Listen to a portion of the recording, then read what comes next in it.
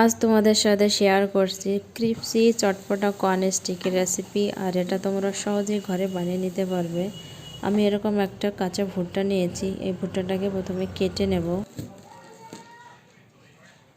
Toothpick মেপে ভুট্টাটা এভাবে কেটে নেব। টুথপিক সুইট কর্নে এভাবে লাগিয়ে নেব।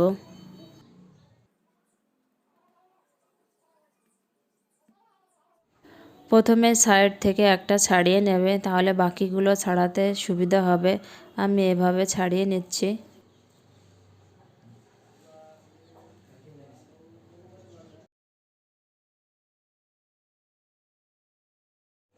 এবার এগুলো একটা মিক্সিং বলে নিয়ে নেব। দিয়ে দেব লেবুর রস। লেবুর রসটা দিয়ে ভালো করে এটাকে মিশিয়ে নেব। লেবুর রসটা মেশানো হয়ে গেছে। দিয়ে দেব এখানে পরিমাণ মতো নুন। নুনটা এভাবে ছড়িয়ে দেব। দিয়ে দেব গোলমরিচ গুঁড়ো। গোলমরিচ গুঁড়োটাও এভাবে ছড়িয়ে দেব। এভাবে ছড়িয়ে দিলে মেশাতে সুবিধা হবে।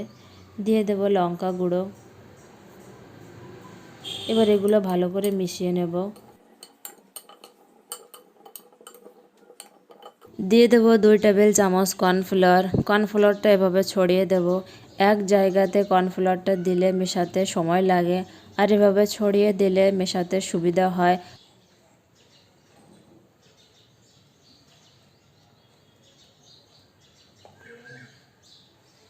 এভাবে সুইট কর্ন স্টিকগুলো কর্নফ্লাওয়ারের সঙ্গে কোট করে নেব।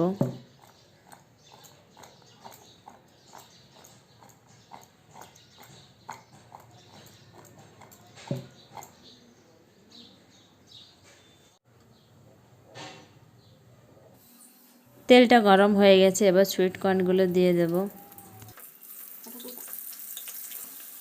সুইট কর্ন স্টিকগুলোকে হালকা ব্রাউন আর ক্রিপসি করে ভেজে নিতে হবে। দেখো কালারটা কতটা সুন্দর এসেছে, দেখতে তো দারুণই লাগছে। ভিডিওটি ভালো লাগলে লাইক, কমেন্ট এবং শেয়ার করে দেবে। আর বাড়িতে অবশ্যই একবার ট্রাই করবে। কর্ন স্টিকগুলো ভাজা হয়ে গেছে। এবার এগুলোকে নামিয়ে নেব। দিয়ে দেব বিট নুন,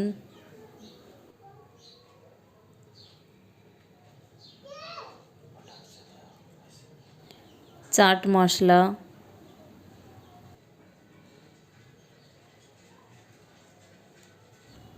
দিয়ে দেব ভাজা মশলা,